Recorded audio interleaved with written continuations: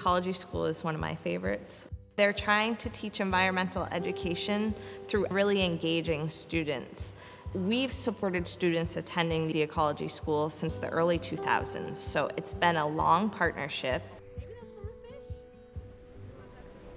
The ecology school has the amazing privilege of being in a state where water is prevalent. We have lots of it. We have lots of connections to those water systems that aren't always obvious. So here on our site, we are able to follow the water from freshwater systems all the way to saltwater systems and get to explore all those connections in between. So we can start in the forest, we can follow a stream out of the forest, we can end up at a salt marsh estuary, which dumps into a freshwater river, which flows into the Atlantic Ocean.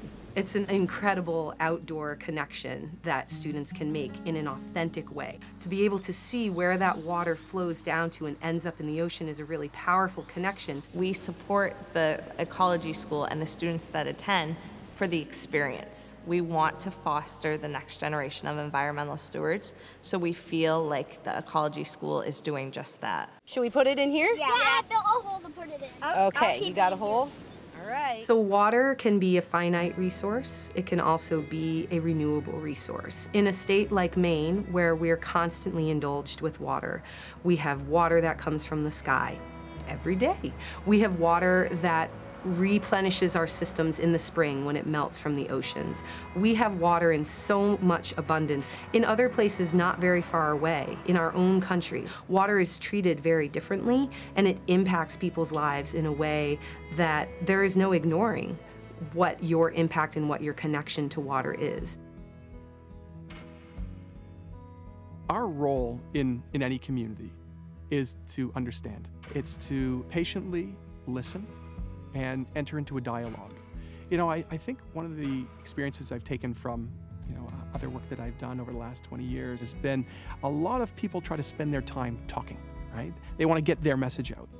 And one of the things that makes Nestlé and Poland Springs' approach, I think, unique, special, and so effective is that what we try to do is we try to listen and gain an understanding first. Now, does it always end up that way? Of course not. That's not realistic. But I think we all share that mutual goal. Poland Spring owns over 5,000 acres in Maine today. The best way to protect an aquifer is to control land use. So we're just looking for places where it naturally rains, covered with trees and good soils, and has less development. So we try to own or conserve land in Maine around these springs so that we can deliver good quality tasting water for another 172 years.